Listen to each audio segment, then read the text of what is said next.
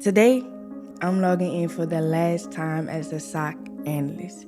And this feels surreal to say out loud because for the past year, I've documented this journey, the early mornings, the ticket queues, the on-call rotations. I showed you the good, the bad, the stressful days, and there were moments I didn't even feel like I was ready. Moments I questioned if I knew enough, moments I stared at a ticket like, am I even the right person to handle this? But every time I chose to learn, I chose to stay curious. And somewhere in between the alerts, the phishing investigations, the incident bridges, and the crime mornings before stand up, I grew, not just technically, but mentally, professionally, and even personally. 2 years ago, I prayed for this opportunity, and now I'm packing up my laptop, talking to coworkers for the last time, walking out of this chapter that shaped me. It's bittersweet because growth doesn't always look like staying. Sometimes growth looks like leaving something good for something greater. Cybersecurity isn't ending for me, it's just evolving. And this isn't me walking away from the field, it's me stepping into a new level within it. So as organizations mature, security evolves. And as security evolves, so should you. So today, I close this laptop with gratitude, with lessons, with confidence that I didn't have on day one. One chapter closes, another one begins. So I am now walking into this new chapter of security, still with a little bit of imposter syndrome, but a little better than I was on day one. Sometimes you just gotta take a little bit of faith, trust in God, and know that the next chapter that is for you is for you.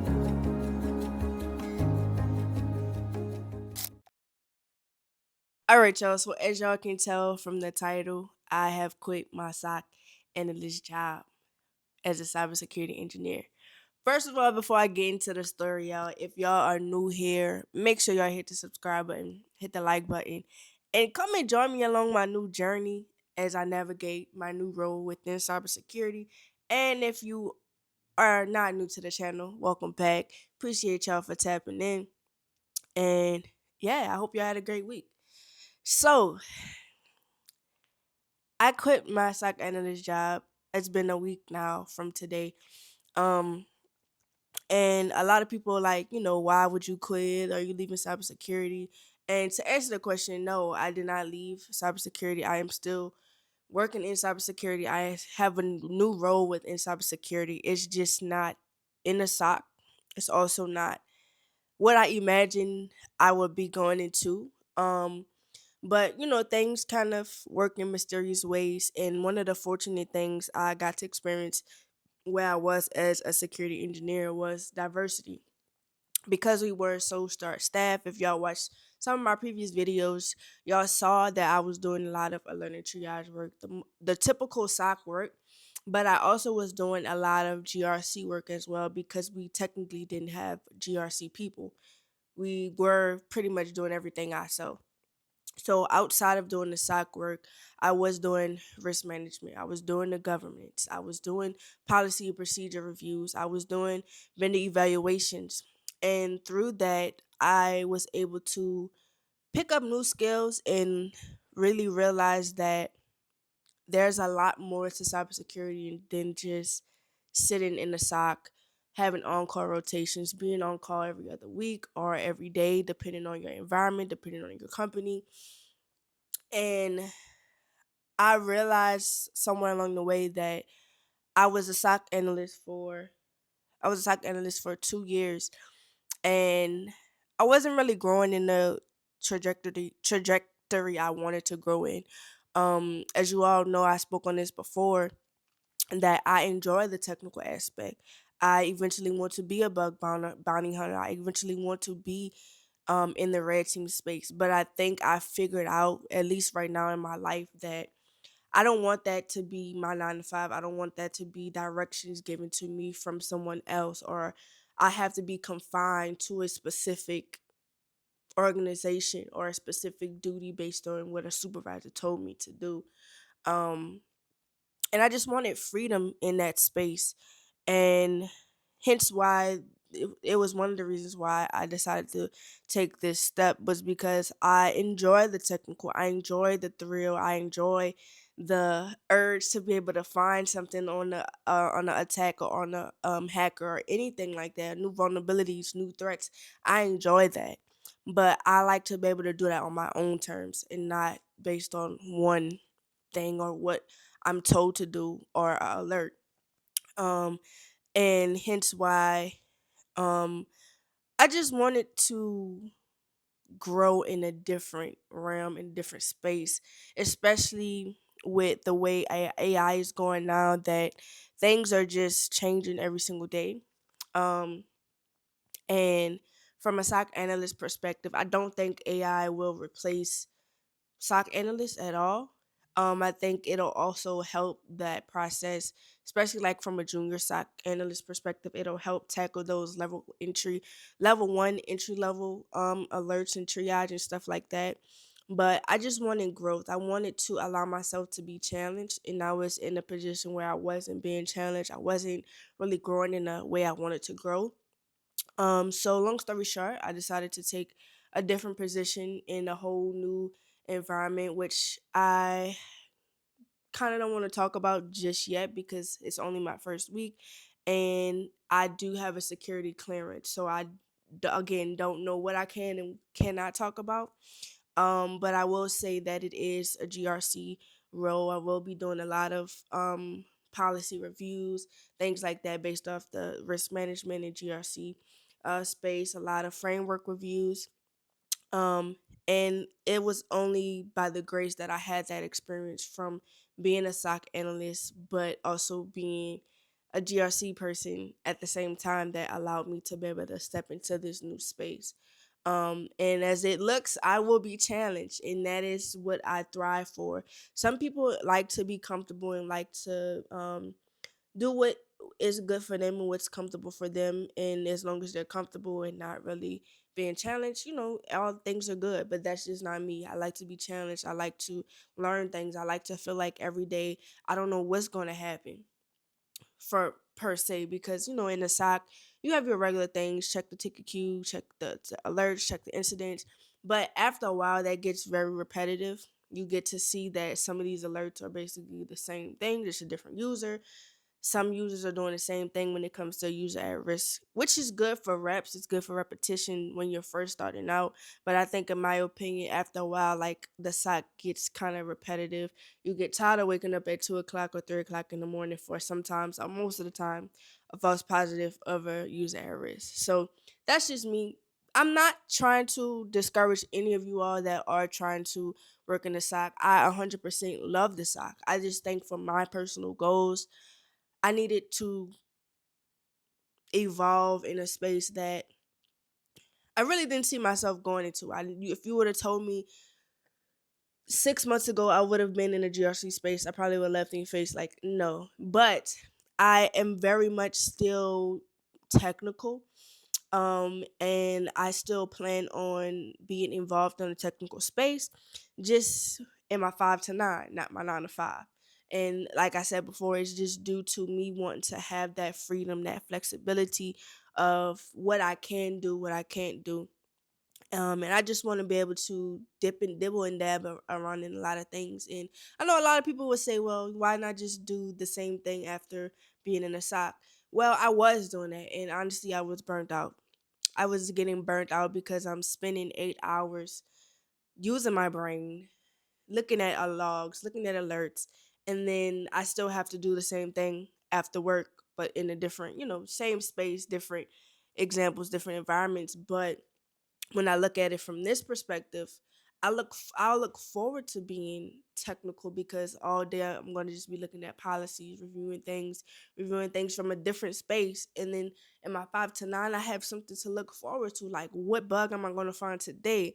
What alert is out there? What threats are out there? Like, it's I don't know, it's just night and day, and that excites me to be able to still be able to be in that realm, in that space, and just really tone in and hone in on the things that I still want to do, but less stress in my 9 to 5. Like, people don't realize how easily you can burn out as a psych analyst. If you, especially if you're a go getter, you want to be the best at your job, because a lot of people care about their job. I'm one of those people that care about their job. They want to do well, they want to do good, but at the same time, you don't realize how much of a toll that's going to take on you at the end of the day, especially if you're working and trying to um get certs and stuff like that as well. So it's just some things that I personally just wanted to do, not only for myself but for my career.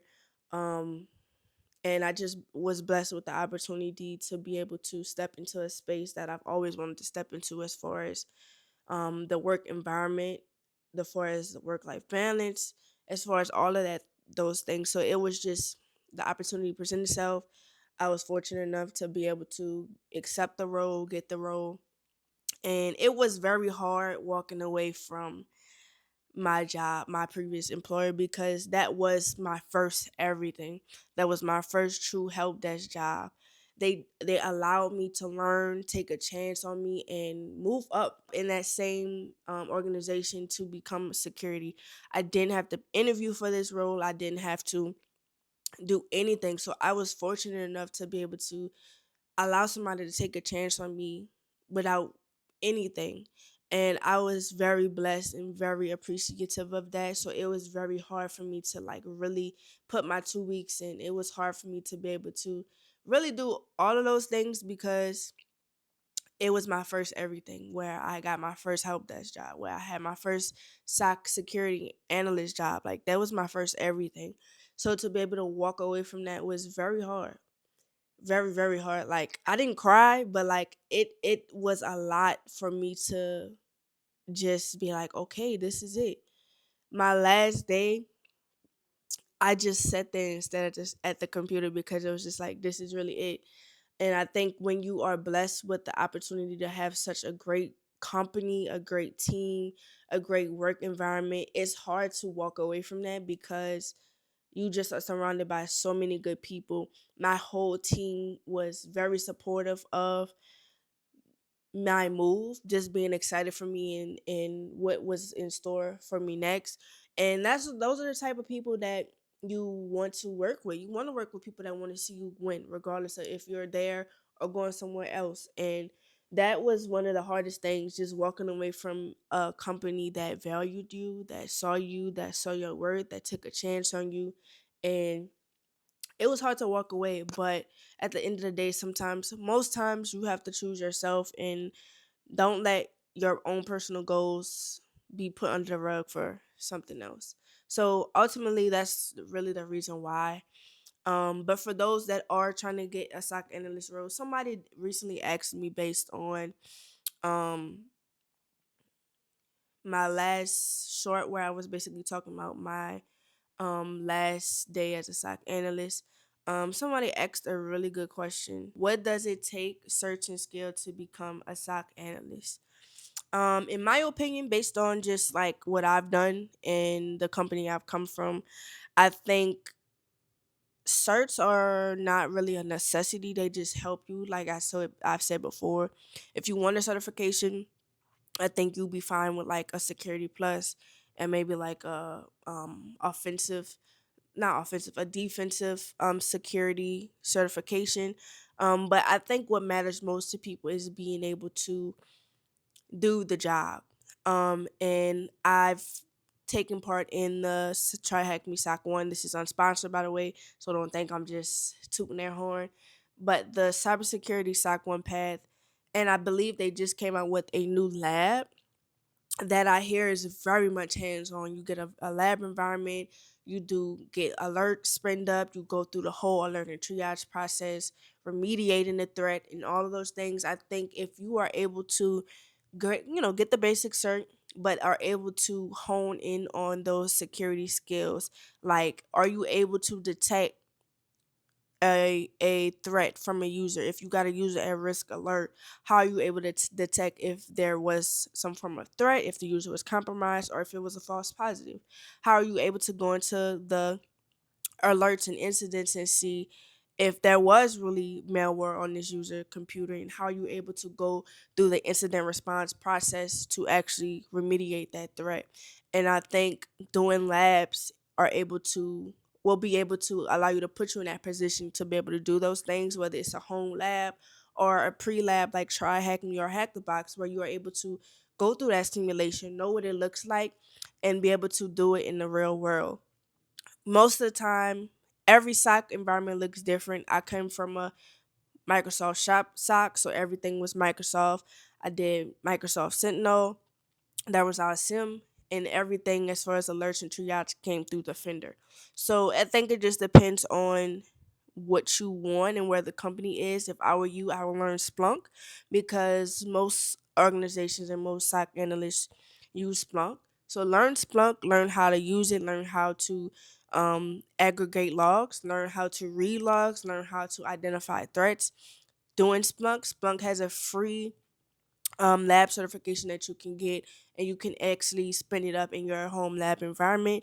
I also, if possible, will learn or just look into CrowdStrike, or if you want to go Microsoft Shop, you can get a free test environment through Microsoft to be able to kind of curate your SOC environment through Microsoft. So you have some options as far as getting that hands-on experience. You just have to be able to know how to put it together. And with the help of AI, you can literally get help with anything for real. So that's what I would do. Get you a basic level security cert like Security Plus. Spin you up. I strongly recommend hands-on over certifications without a doubt. Certifications will not give you technical hands-on experience. It literally just gives you a ability to say, I'm able to learn, I'm able to take a test.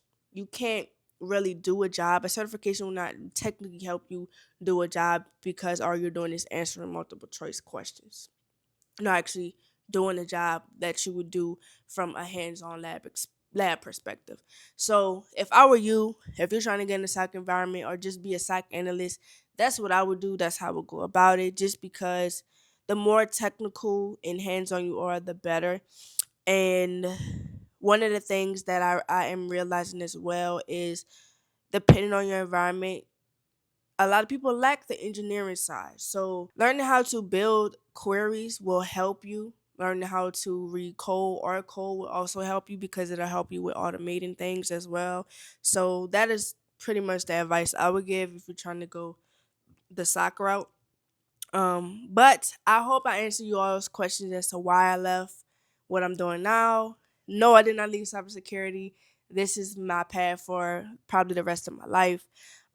Because I enjoy it. But I think in such a broad field, you have to allow yourself to grow, evolve, be diverse, and kind of navigate your way through. So I am now technically GRC by day, hacker by night.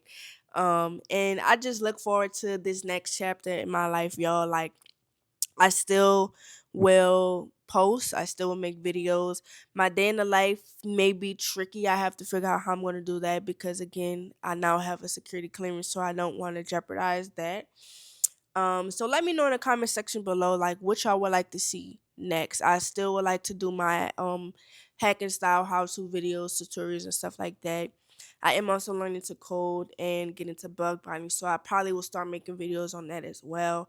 But if there's anything else y'all would like to see from me, please let me know in the comment section below. And if I can make it happen, we're gonna make it happen. I eventually want to do a Q&A soon. So if y'all have any questions as well there, feel free to drop them in the comment section below.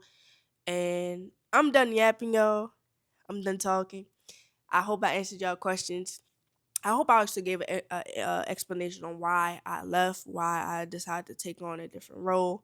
And remember, if you are in a space where you feel stuck, you're not growing, check in with yourself. That means it's time for you to elevate, it's time for you to grow, it's time for you to step into a new space that you might have never thought you were going to be in before.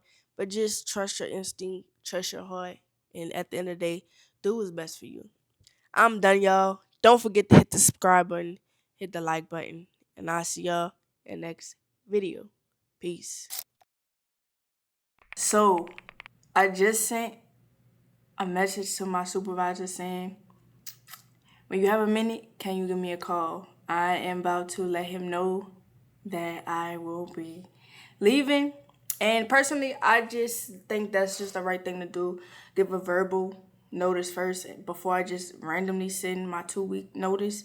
That's just how I am as a person, especially with my team. I love my team. I love my group. It's just time for me to move on.